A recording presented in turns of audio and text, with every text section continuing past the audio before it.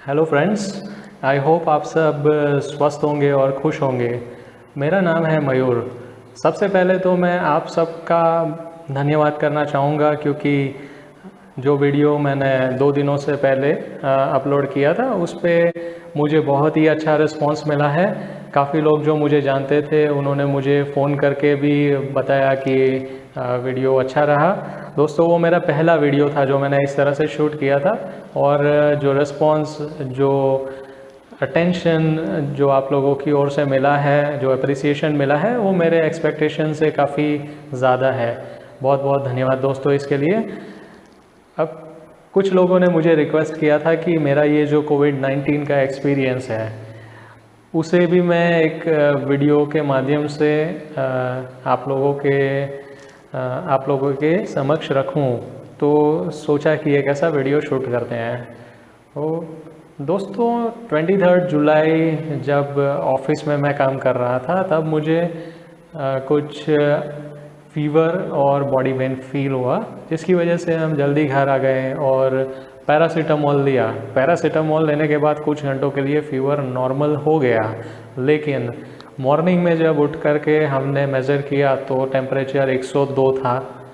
तो वहाँ पर कुछ अनयूजुअल लगा, तो हम चले गए डॉक्टर के पास। डॉक्टर ने बताया, ब्लड टेस्ट लेने के लिए सजेस्ट किया। ब्लड टेस्ट किया हमने, शाम को उसकी रिपोर्ट आ गई। रिपोर्ट में दोस्तों कुछ एबनॉर्मलिटीज़ थी। वो एबनॉर्मलिटीज़ में 2 चीज़ें थी। मेरा CRP लेवल काफ़ी हाई था, सी रिएक्टिव प्रोटीन जिसे कहते हैं। दूसरा था मेरे प्लेटलेट्स काफ़ी कम हो गए थे। इन चीज़ों को देख कर के डॉक्टर ने बताया कि यू आर सस्पेक्टेड फॉर कोविड-19। अब वहाँ दोस्तों नर्वस हो गया था, टेंशन हो गया, लेकिन मैंने अपने आप को कंट्रोल किया और डॉक्टर से बताया कि आप प्लीज़ मेरा टेस्ट करवा दीजिए।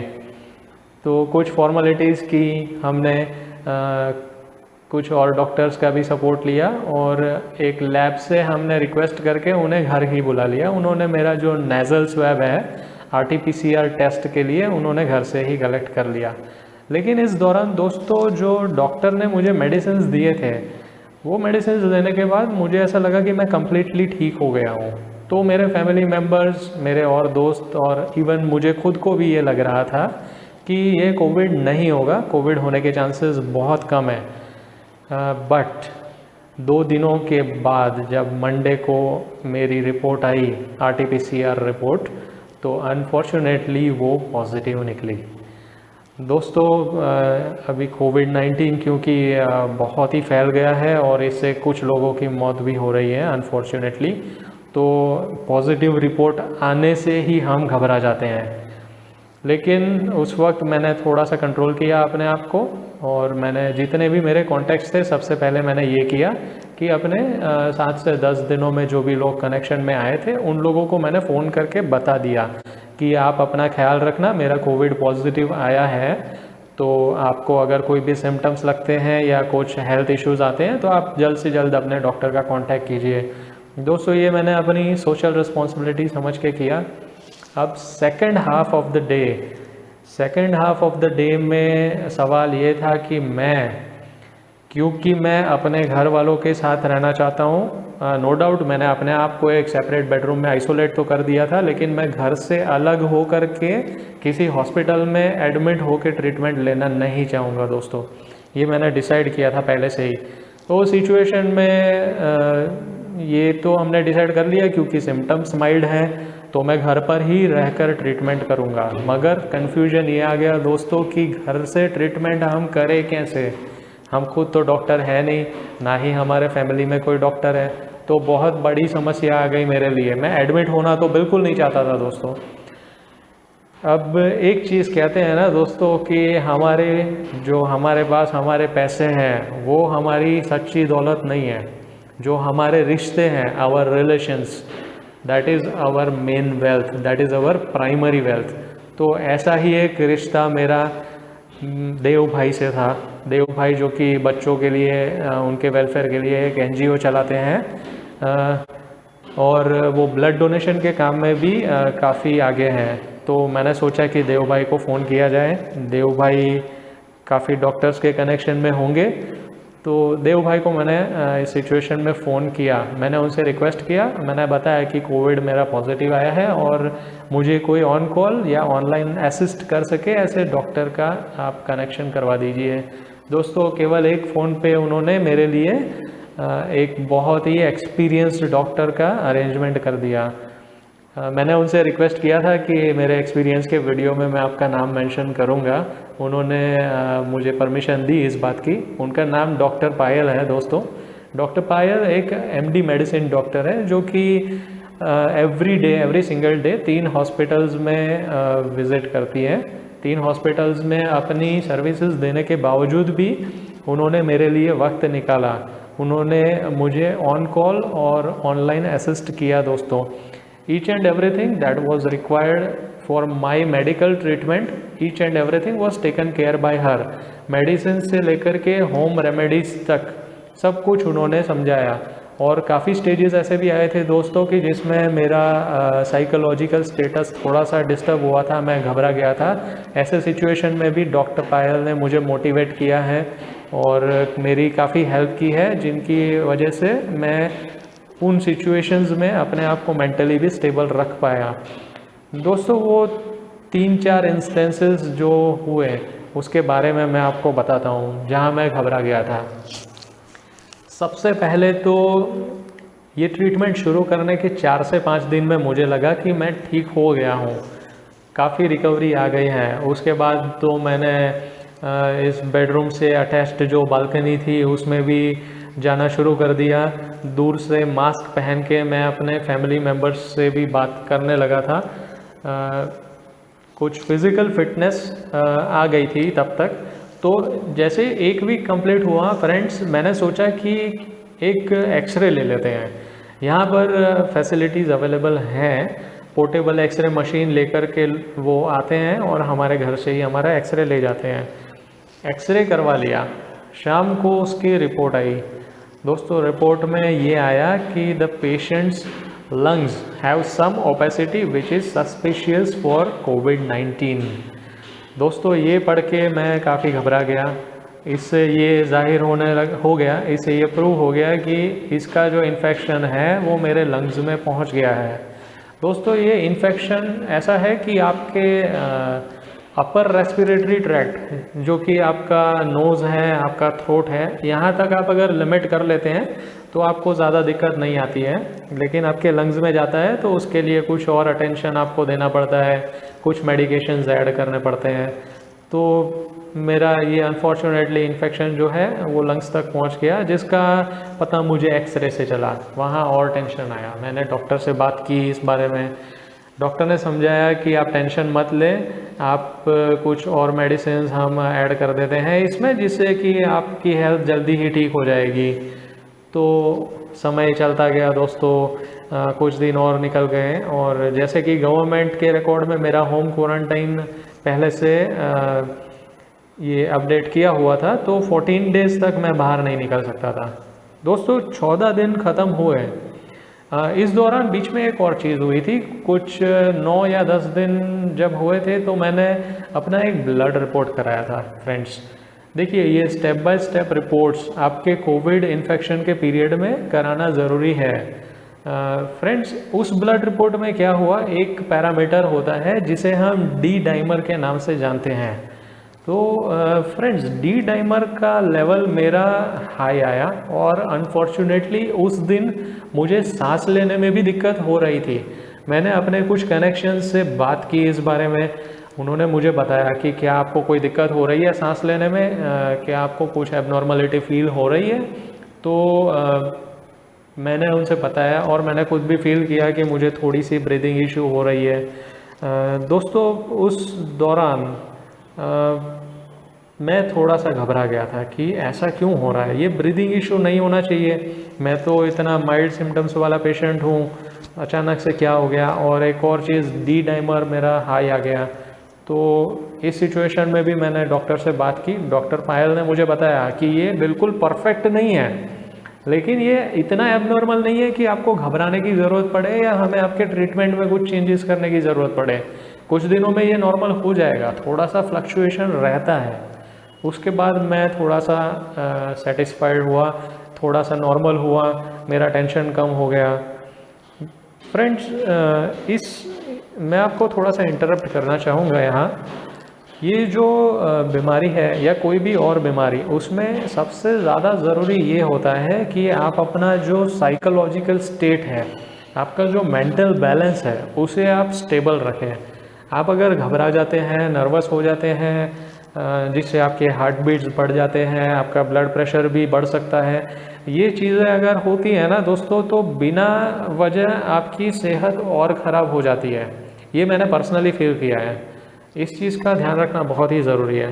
फ्रेंड्स, उस दिन के कुछ दिनों बाद, करीब 14 डेज़ जब हो गए थे, तो मैंने डॉक्टर से रिक्वेस्ट किया कि मेरा क्वारंटाइन पीरियड अब ख़त्म हो चुका है, मुझे थोड़ी सी फिटनेस भी लग रही है, मुझे लग रहा है कि मैं रिकवर हो चुका हूँ, तो आप प्लीज़ एक सीटी स्कैन प्रेस्क्राइब कर दीजिए। मैं यहाँ पे कहना चाहूँगा फ्रेंड्स कि कोविड-19 का अगर आपको डाउट लगता है ना, तो सबसे अच्छा, सबसे सेफ तरीका उसके टेस्टिंग का है सीटी स्कैन। हम उसे HRCT के नाम से भी जानते हैं। तो मैंने डॉक्टर से रिक्वेस्ट किया, डॉक्टर ने मुझे प्रेस्क्रिप्शन दे दिया, तो मैं अपना सीटी स्कैन करवा कर आ गया। वो पहला दिन था दोस्तों इस क्वारंटाइन पीरियड में जब मैं बाहर गया था। सीटी स्कैन का रिपोर्ट आया। सीटी स्कैन के रिपोर्ट में भी कोविड मेरा पॉजिटिव आया फ्रेंड्स। उसमें क्लियरली मेंशन था कि the patient's lungs are infected, the involvement of lungs is 2%. Apart from that, some opacity is there, some haziness is there, which is very much proving that the patient is affected of COVID-19. So friends, वो देख करके तो मैं बहुत ही tension में आ गया था कि 14 दिन पास हो गए, मैंने हर एक ट्रीटमेंट रेगुलर लिया, हर एक मेडिसिन मैंने टाइम से ली, मैंने रेस्ट भी किया, उसके बावजूद भी क्यों ये रिपोर्ट इस तरह की आई। सो फ्रेंड्स, मैंने कुछ और अपने कनेक्शंस में बात की थी, उनसे मैंने अपना सीटी स्कैन रिपोर्ट शेयर किया। Some of them said that this CT scan report is to be taken seriously, you need higher antibiotics, you need IV injections of higher antibiotics. Friends, ये सुन के मैं बहुत डर गया था। मैंने सोचा कि पता नहीं क्या, ऐसा तो कुछ नहीं है कि मैं अभी आज की डेट में इम्प्रूव होने की जगह पर मैं और एक ख़राब हेल्थ कंडीशन में चला गया हूँ। I was very very nervous friends, and unfortunately immediately मैं डॉक्टर पायल से कांटेक्ट नहीं कर पाया था, क्योंकि वो किसी काम में बिज़ी होंगी, उनके और पेशेंट्स के साथ वो शायद बिज़ी होंगी उस वक्त। बट कुछ घंटों के बाद मैंने उनसे बात की, तब उन्होंने बताया कि this is normal, even it is even possible if you are recovered. मतलब हेजीनेस आना, ओपेसिटी आना या कोविड पॉजिटिव आना सीटी स्कैन में तब भी पॉसिबल है अगर आप रिकवर हो चुके हो। तो फ्रेंड्स, ये सुन के थोड़ा सा मैं फ्री हुआ, रिलैक्स हुआ। उसके दूसरे दिन, उसी दिन मैंने अपना RT-PCR टेस्ट के लिए भी एक सैंपल दे दिया था फ्रेंड्स। सेकेंड डे उसका रिपोर्ट आया, and luckily friends RT-PCR report negative आया। RT-PCR रिपोर्ट नेगेटिव आने के बाद मुझे इतना सेटिस्फेक्शन हुआ फ्रेंड्स कि आप बिलीव नहीं करोगे। उसी दिन मैंने अपने सारे कनेक्शंस, अपने फैमिली मेम्बर्स, अपने फ्रेंड्स को बता दिया कि मेरा second COVID report friends negative आ गया है। लेकिन एक डाउट रहता है ना मन में कि कोविड तो नेगेटिव आ गया, लेकिन सीटी स्कैन रिपोर्ट उसी दिन कराया था, वो पॉजिटिव कैसे आया। तो फ्रेंड्स, 11 अगस्त को मैं स्टर्लिंग हॉस्पिटल में गया था। स्टर्लिंग हॉस्पिटल में मैंने अपना एक और कोविड टेस्ट कराया, जिसे हम एंटीजन टेस्ट कहते हैं। एंटीजन टेस्ट के टेस्टिंग जो पैरामीटर्स होते हैं, जो टेस्टिंग प्रोसेस होता है, वो थोड़ा अलग होता है। इसके बारे में फ्रेंड्स, इसके टेस्टिंग के बारे में मैं एक सेपरेट वीडियो बनाऊंगा जल्द ही, जिसमें ये सारी इन्फॉर्मेशन हम इंक्लूड करेंगे। एंटीजन टेस्ट भी दोस्तों मेरा लकीली नेगेटिव आया। उसके बाद मैं कॉन्फिडेंट हो गया था कि फाइनली कोविड मेरा रिकवर हो गया है। एंड एक लास्ट बार मैंने एक डॉक्टर से जाकर के अपना क्लिनिकल एग्जामिनेशन करवा लिया, और वहाँ पर भी डॉक्टर ने मुझे बताया था, ये वो डॉक्टर थे जिन्होंने मुझे फ़र्स्ट टाइम ट्रीट किया था। वो डॉक्टर ने भी मुझे फ्रेंड्स बताया कि you are now out of danger, आपका सीटी स्कैन रिपोर्ट जो है उसकी वजह से आपको घबराने की ज़रूरत नहीं है। जो लंग्स की ओपेसिटी है, लंग्स का जो 2% इन्वॉल्वमेंट है, उसे क्लियर होने में करीब 2 से 3 हफ्ते लगेंगे। आप उससे रिलेटेड जो मेडिसिन हैं उसे कंटिन्यू कीजिएगा। डॉक्टर पायल ने भी मुझे वो मेडिसिन्स कंटिन्यू करने का सजेस्ट किया था, और जो कि मेरे अभी भी मेडिसिन्स चालू हैं। बट दोस्तों, आज की डेट में मुझे बहुत ही बेहतर लग रहा है पहले से, and over the period of time मेरी स्लो एंड स्टडी रिकवरी हुई है। कोविड इन्फेक्शन से मैं फ्री हो चुका हूँ दोस्तों। इस पूरे प्रोसेस के दौरान मैंने कहीं भी ऐसा फील नहीं किया फ्रेंड्स कि मेरे जो मेडिसिन हैं वो ज़रूरत से ज़्यादा है। कोई भी मेडिसिन ऐसी जिसके साइड इफ़ेक्ट्स होते हैं, जैसे कि स्टेरॉइड्स हो गए, जैसे कि ब्लड थिनर मेडिसिन हो गए, वो डॉक्टर पायल ने मेरे ट्रीटमेंट में नहीं इंक्लूड किए थे। मैंने उनसे बात भी की थी इस बारे में, बट उन्होंने बताया था कि उसके साइड इफ़ेक्ट्स होते हैं और आप इस सिचुएशन में नहीं हैं अभी कि उनकी आपको ज़रूरत पड़े। तो दोस्तों, ज़रूरत से ना ही कम, ज़रूरत से ना ही ज़्यादा एक परफेक्ट ट्रीटमेंट, एक परफेक्ट मेडिकेशन मुझे मिला है फ्रेंड्स। इस तरह से मैं इस इन्फेक्शन से फ्री हो गया फाइनली। काफ़ी उतार चढ़ाव रहे हैं इसमें, लेकिन मेरे काफ़ी कनेक्शंस थे जिन्होंने मेरा बहुत सपोर्ट किया, जिसमें मेरे फैमिली मेम्बर्स आते हैं, मेरे इन-लॉज आते हैं, जिसमें मेरे करीबी फ्रेंड्स भी हैं जिन्होंने मुझे काफ़ी बार, काफ़ी दिन जिन्होंने मुझे टाइम निकाल करके वीडियो कॉल किया, जस्ट इसलिए कि मैं एंटरटेन रहूं। दोस्तों, पूरे इस प्रोसेस में सबसे ज़्यादा मेरी हेल्प की है तो वो है मेरी wife, my wife who did each and everything for me. हर एक चीज़, मेरे खाने से लेकर के जो मेरी होम बेस्ड ट्रीटमेंट है, गर्म पानी है, काढ़ा है, each and everything she used to provide me on time. Friends, उसका तो कोई रिप्लेसमेंट हो ही नहीं सकता। मतलब उसके अलावा मेरे लिए ये इस बीमारी से इतना इजीली रिकवर होना इम्पॉसिबल था। अपार्ट फ्रॉम दैट फ्रेंड्स, मैंने ड्यूरिंग द वीडियो काफ़ी बार जिक्र किया है डॉक्टर पायल का, जिन्होंने बहुत ही अच्छे से मेरी ट्रीटमेंट की। उनके अलावा भी 4 और डॉक्टर्स थे जिनके मैं कनेक्शन में था, उन्होंने भी मुझे काफ़ी असिस्ट किया फ्रेंड्स। इसके अलावा मैं एक सर्विस सेक्टर में काम करता हूँ, मेरे कस्टमर्स हैं काफ़ी, वो कस्टमर्स ने भी मेरे से काफ़ी कनेक्शन में रह कर के काफ़ी हेल्प की मेरी। उन्होंने भी मुझे काफ़ी होम रेमेडीज़ बताई जो मुझे काफ़ी काम लगी है इस दौर में। मेरे कलीग्स ने भी मेरी बहुत सपोर्ट किया। उन्होंने भी कुछ ट्रीटमेंट्स ऐसे बताए जो करने के बाद मुझे बेटर फील हुआ था। एंड मेरे घर के पास रहने वाले लोग, मेरे नेबर्स, जनरली ऐसा हम देखते हैं फ्रेंड्स कि नेबर्स, अगर किसी कोविड पॉजिटिव केस आ जाता है सोसाइटी में तो उससे दूर भागते हैं, लेकिन मेरे साथ ऐसा नहीं हुआ friends. My neighbours, most of them, almost all of them were very much supportive during this period. उन्होंने भी काफ़ी हेल्प की है मेरी, काफ़ी मेडिसिन उन्होंने अरेंज करके हम तक पहुंचाए, जिसकी वजह से मेरा ट्रीटमेंट काफ़ी इजी रहा। ये सारे लोग थे फ्रेंड्स जिनके सपोर्ट के बिना इतना इजीली रिकवर होना तो मुश्किल था। बस यही फ्रेंड्स मैं शेयर करना चाहता था आपसे। ये वीडियो काफ़ी लंबी हो गई है friends, I am so sorry for that. इसके अलावा हम 2 और वीडियोस लाएंगे बहुत ही जल्द। अब ये बोरिंग सा फेस आपको इतना कंटिन्यूअस नहीं देखना पड़ेगा फ्रेंड्स। आगे वाले जो वीडियोस हम लेकर के आएंगे वो ड्रामेटिक होंगे, उसमें हम और भी लोगों को इंक्लूड करेंगे और थोड़े से हिलारियस, थोड़े से फ़नी बनाने की कोशिश करेंगे, जिससे कि आप बोर ना हो और आप थोड़ा सा एंटरटेन भी हो जाए उससे, एंड काफ़ी सारी इन्फॉर्मेशन भी आपको मिल जाए।